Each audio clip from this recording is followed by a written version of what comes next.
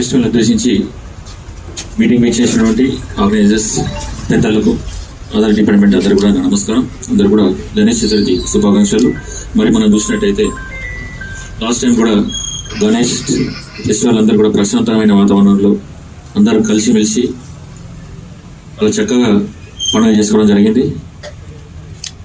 నిమజ్జనం కూడా మిగతా చోటతో పోలిస్తే మన మందమరి ఏరియాని అందరూ కూడా మెచ్చుకోవడం జరిగింది. ఎందుకంటే చాలా ప్రశాంతమైన వాతావరణంలో అందరూ సహకరించి పోలీస్కి సహకరించి మేము కూడా చాలా జల్దీ ఎటువంటి ఇబ్బంది లేకుండా ఎటువంటి ఇన్సిడెంట్ లేకుండా మనం నిమజ్జనాన్ని కంప్లీట్ చేసుకోవడం జరిగింది. దానికి ముందుగా అందరూ కూడా నేను ఆ తరఫున అందరూ కూడా జస్ట్ విషెస్ తెలియపరుస్తున్నాను.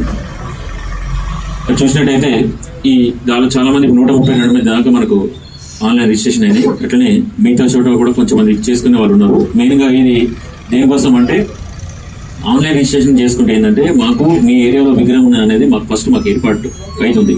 ఆ ఏర్పాటు అయితే ఏంటి, మా పోలీస్ వాళ్ళను ఎవ్రీ టైం మేము పంపిస్తూ ఉంటాము, అలర్ట్ చేస్తూ ఉంటాము, చెప్తా ఉంటాము, సూచనలు చేస్తూ ఉంటాము. ఒక వాట్సాప్ గ్రూప్ కూడా క్రియేట్ చేస్తాం. దాంట్లో కూడా మీకు సూచనలు ఎప్పుడు రెగ్యులర్గా పెడతా ఉంటాము. ఇదంతా కూడా ఎందుకంటే ఇన్సిడెంట్ అనేది కాకుండా సంతోషకరంగా భక్తి శ్రద్ధలతో మీరంతా పండుగ జరపాలనే ఉద్దేశం తప్ప వేరే ఏం లేదు.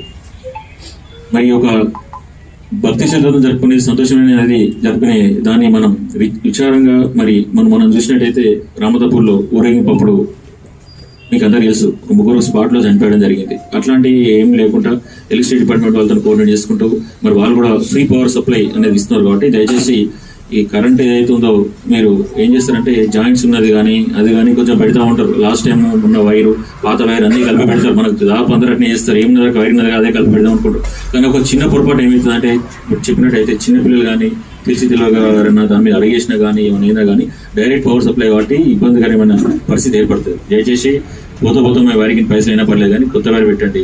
పవర్ సప్లై ఇచ్చేందుకు ఫ్రీ పవర్ సప్లై ఇస్తుంది కాబట్టి ఫ్రీ సప్లై ఏదన్నా కూడా 9912 టోల్ ఫ్రీ నెంబర్ ఉంది. వాళ్ళే వస్తారు, మొత్తం వాళ్ళే, మీకు ఏ ఇబ్బంది లేదు. ఏరియా లైన్మెన్ వాళ్ళని కాంటాక్ట్ అయితే వాళ్ళు ఒక ఫార్మాట్ ఇస్తారు. ఆ ఫార్మాట్ తీసుకుని మీకు కనెక్షన్ ఇచ్చేస్తారు. దాన్ని ఫిల్అప్ చేసి సంతకం పెట్టి ఇచ్చేస్తే free power sir. Free power కాకపోతే మీరు ఎంత లోడ్ పడుతుందంటే కొద్దిగా మనకు కావాల్సిన అంటే ప్రతి మండపం యొక్క మనకు ఇన్ఫర్మేషన్ కావాలి కాబట్టి మేము కూడా పైకి పంపించుకోవాలి కాబట్టి ప్రతి ఒక్కరికి ఫిల్అప్ చేసి సంతకం పెట్టి ఇచ్చేస్తే దాని ఆర్గనైజర్ కానీ వాళ్ళ పేరు నెంబర్ వాళ్ళ ఫోన్ నెంబరు లొకేషన్ నెంబర్ ఇచ్చేస్తే మీకు ఆల్రెడీ మా లైన్మెన్ వాళ్ళకి నేను ఆల్రెడీ ఇన్స్ట్రక్షన్ ఇచ్చాను.